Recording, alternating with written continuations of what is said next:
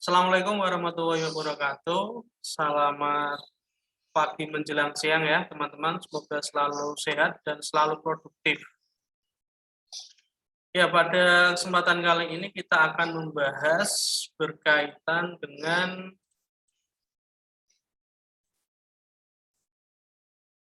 pendekatan kurikulum. Nah, seperti apa itu pendekatan kurikulum? Mohon kelompok 2 untuk menjelaskan secara singkatnya seperti apa. Oke, silahkan yang mau menjadi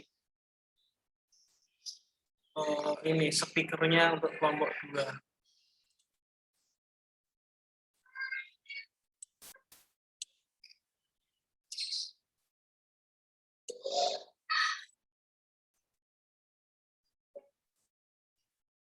Ayo kelompok 2 silahkan sebelum kita diskusikan.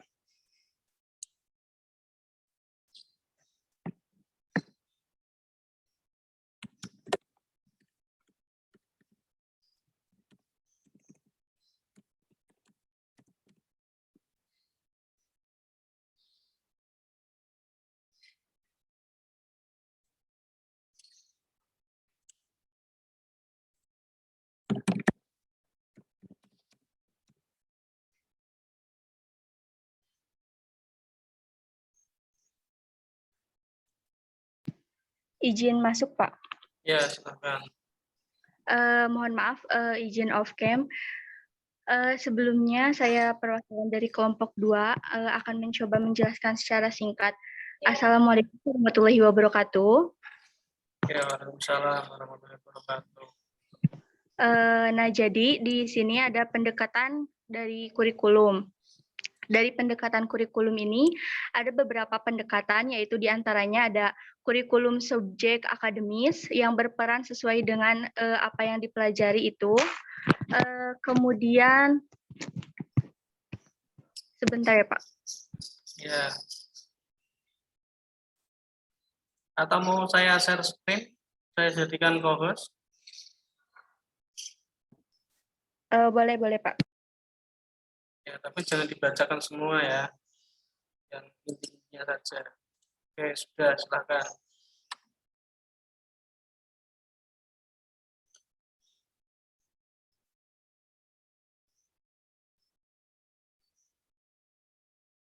Ya, teman-teman ini pada di mana? Di Semarang apa di rumahnya masing-masing ya? Karena mulai Senin kemarin untuk yang semester 3 ada yang sudah di kampus ya, kuliahnya hibrid, keren bahasanya. Ini yang termasuk di kampus atau yang kemarin hari Senin di kampus atau di rumah? Di kampus, Pak. Kampus ya, berarti sudah mulai di kampus ya semester 3 ya. Yang di kampus itu semester 3 semua angkatan atau satu rombongan saja ya? Atau campur ya? Bisa konfirmasi ke saya? Campur, Pak. Campur ya? Tapi cuma 11 orang atau 12 orang gitu, Pak. Itu sudah campuran dari rombel 1 sama rombel 2. Oh, berarti suruh memilih ya siapa yang mau online. Nah, ternyata sebanyak 12 mahasiswa saja. Nggih, Pak. Ya. Izin melanjutkan, Pak. Sepertinya tidak bisa share screen. Mungkin di ini saja ya, dalam catatan. Ya, silakan. Izin melanjutkannya. Jadi, dalam pendekatan kurikulum ini, ada beberapa pendekatan, yaitu diantaranya ada pendekatan subjek akademis, pendekatan humanistik, pendekatan berorientasi pada kompetensi, ada pendekatan teknologi, dan pendekatan rekonstruksi sosial. Nah, yang pertama ada pendekatan subjek akademis. Pendekatan kurikulum ini disajikan dalam bagian ilmu pengetahuan mata pelajaran yang diintegrasikan. Ciri-cirinya berhubungan dengan program pendidikan yang didasarkan pada sistematis disiplin ilmu masing-masing. Kemudian pengembangan kurikulum subjek akademis ini dilakukan dengan cara menetapkan lebih dahulu mata pelajaran apa yang harus dipelajari peserta didik. Nah, yang kedua ada pendekatan humanistik. pendekatan humanistik ini mengutamakan perkembangan afektif peserta didik sebagai prasyarat dan sebagai bagian integral dari proses belajar. Para pendidik humanistik meyakini bahwa kesejahteraan mental dan emosional peserta didik dipandang sentral dalam kurikulum. Kemudian kurikulum humanistik ini memiliki kelemahan, yaitu antara lain yang pertama ada keterlibatan emosional, tidak selamanya berdampak positif bagi perkembangan individual peserta didik. Yang kedua, kurikulum ini sangat menekankan individu, pada kenyataannya terdapat keseragaman peserta didik. Yang ketiga, kurikulum ini kurang memperhatikan kebutuhan masyarakat secara keseluruhan. Nah, yang ketiga, ada pendekatan kurikulum berdasarkan kompetensi, yaitu salah satu model kurikulum yang mulai dikembangkan dan diterapkan pada pendidikan kejuruan, atau pada dasarnya interpretasi kompetensi yang diperkirakan esensial untuk suatu pekerjaan, jabatan, atau karir tertentu. Jadi, kompetensi ini merefleksikan kemampuan untuk mengerjakan sesuatu. Konsep dari pendekatan ini didasarkan ada dua filosofi dasar, yakni filosofi pertama yaitu gagasan bahwa human kompetensi merupakan kemampuan yang benar-benar terlihat. Yang kedua ada mastery learning yang menyebutkan bahwa hampir semua orang dapat mempelajari hampir semua hal pengetahuan dengan baik. Kemudian, kurikulum berbasis kompetensi ini sebenarnya tidak jauh berbeda dengan kurikulum pada tahun 1994 dari segi penyajiannya. Kurikulum berbasis kompetensi ini berisi kompetensi atau kemampuan dasar yang harus dicapai oleh peserta didik melalui materi pokok dan indikator pencapaian hasil belajar yang telah ditetapkan. Kemudian ada pendekatan rekonstruksi sosial yang akan dijelaskan oleh rekan saya. Untuk rekan saya persilahkan. Izin masuk dan izin menambahi. Untuk yang selanjutnya yaitu pendekatan rekonstruksi sosial. Pendekatan rekonstruksi sosial yaitu pendekatan yang titik pusat dari kurikulum ini adalah ingin mengetaskan permasalahan-permasalahan yang muncul di tengah-tengah masyarakat.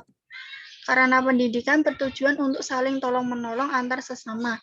Jadi ada interaksi sosial yang ingin dimunculkan dalam kurikulum ini.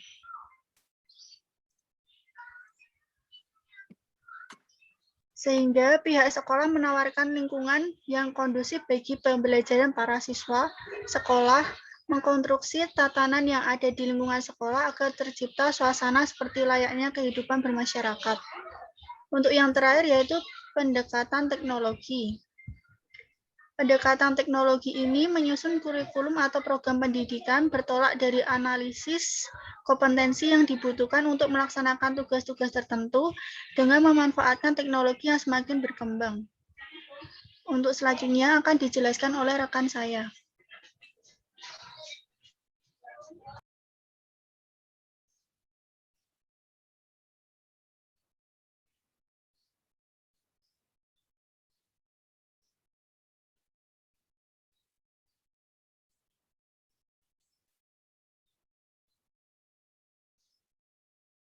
Cukup. Terlalu banyak. Nanti waktunya nggak selesai. Begini teman-teman, berkaitan dengan pendekatan kurikulum. Nah, sebenarnya ada banyak ya, memang benar ada banyak, dan dari berbagai pakar itu juga ada yang berbeda. Nah, tetapi kita akan membahas paling tidak dalam pendekatan kurikulum itu minimal ada 4 minimal. Nah, itu nanti kita akan bahas dan coba nanti kita akan mencari contohnya seperti apa sih pendekatan kurikulum yang dilakukannya. Sebelum itu saya mau bertanya dulu. Yang pertama saya bertanya kepada Nur Azizah. Nur Azizah? Dengar suara saya? Iya, Pak. Dengar. Ya. Bagaimana, Pak? Tadi Pertanyaannya apa itu kurikulum? dibilang putus-putus. Pengertian kurikulum itu apa?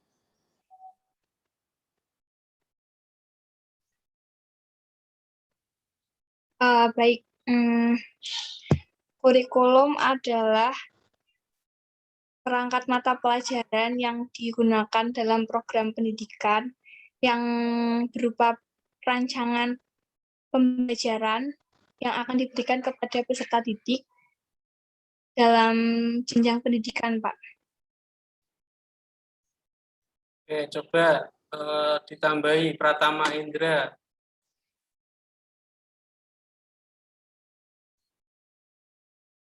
Pratama Indra, dengar suara Iya, saya? Pak. Dengar, Pak. Ya, Izin Pak. maksud, kalau kurikulum menurut saya itu sebuah kayak jalan dari pendidikan sebagai pedoman untuk sebagai pedoman pendidikan dalam melaksanakan sebuah pembelajaran, Pak.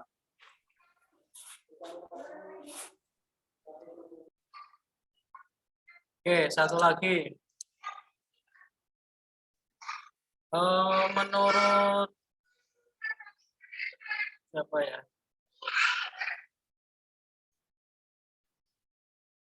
Menurut Devita, apa itu pengertian kurikulum, Devita? Kalau kurikulum sendiri merupakan salah satu komponen yang sangat penting dalam sebuah sistem pendidikan.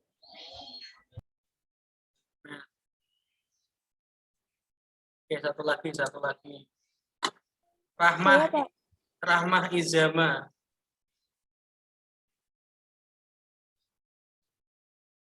Rahmah Izama. Dengar suara saya?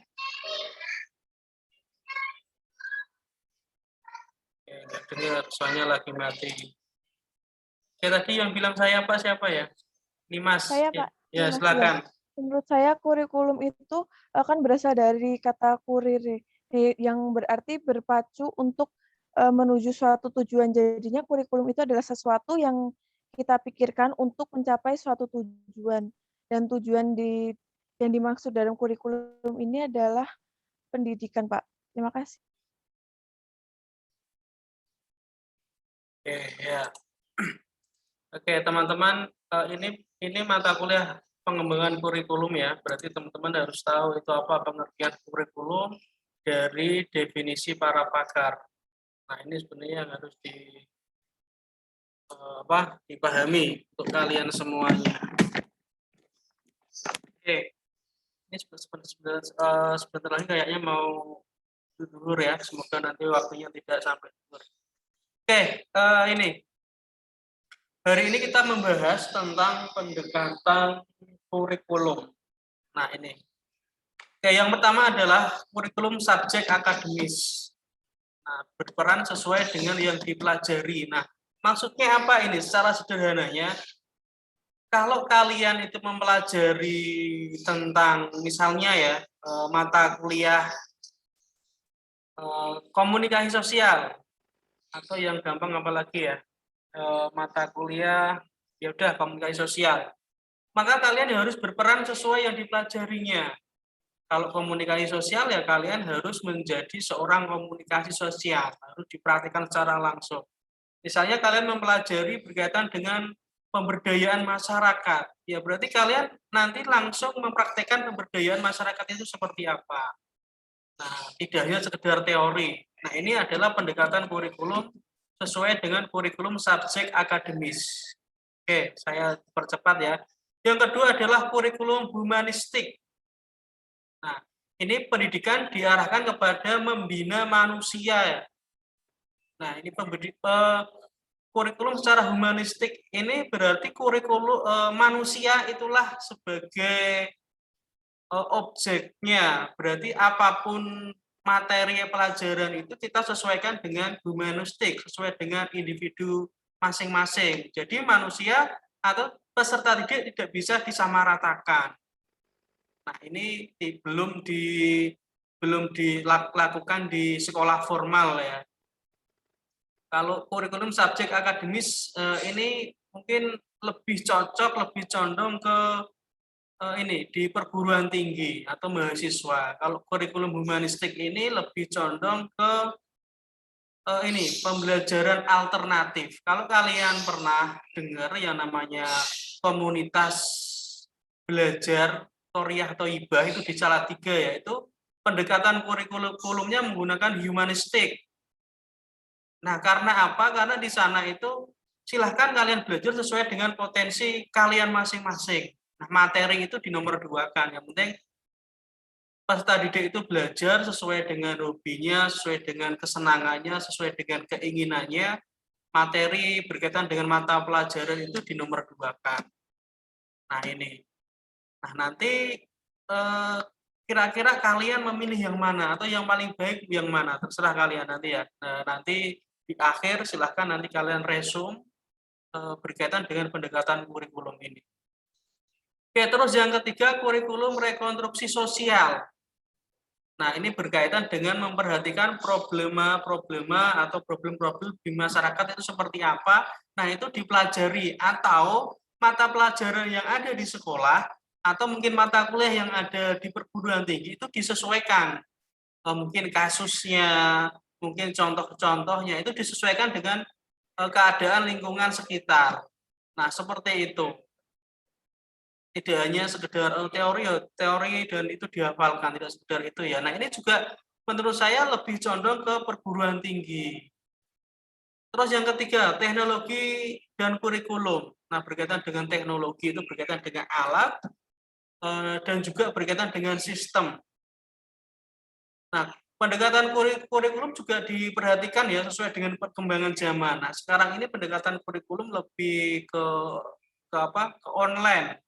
Berkaitan dengan teknologi, ilmu pengetahuan ya, teknologi.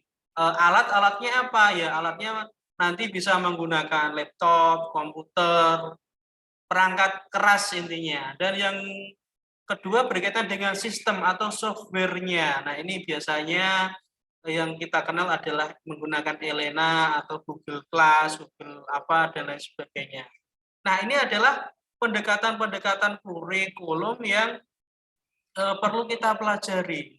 Nah, kira-kira di antara keempat pendekatan kurikulum ini, mungkin yang lebih cocok untuk pendidikan non formal seperti apa, untuk pendidikan sekarang ini yang seperti apa, ataupun juga berkaitan dengan kira-kira kalau kalian mengevaluasi, merefleksi diri kita, kalian kira-kira lebih enaknya menggunakan pendekatan yang mana? Atau mungkin di Indonesia ini kalau kalian menjadi seorang praktisi pendidikan, praktisi kurikulum, kira-kira kalian lebih cocok, lebih baik yang digunakan di Indonesia itu menggunakan yang mana? Agar intinya adalah tujuan pendidikan itu bisa tersampaikan atau tujuan pendidikan bisa dikatakan berhasil. Yang dinamakan tujuan pendidikan adalah mencerdaskan kehidupan bangsa berkaitan dengan mengembangkan potensi yang ada pada setiap individu. Nah, kalau mengembangkan potensi setiap individu itu harus bisa berhasil, kira-kira menggunakan pendekatan yang mana yang paling cocok. Nah, ini nanti silahkan kalian ini ya diresum berkaitan dengan apa yang telah kita pelajari berkaitan dengan 4 pendekatan ini dan contohnya itu seperti apa, apakah sudah pernah dilakukan di Indonesia atau di daerah mana atau mungkin di negara mana. Nah, silakan nanti bisa kalian cari sesuai dengan tadi contoh-contoh yang saya berikan, misalnya humanistik itu digunakan di komunitas belajar Toriah atau Ibah. Oke, itu ya teman-teman berkaitan dengan pendekatan kurikulum ada 4 yang perlu kita pelajari.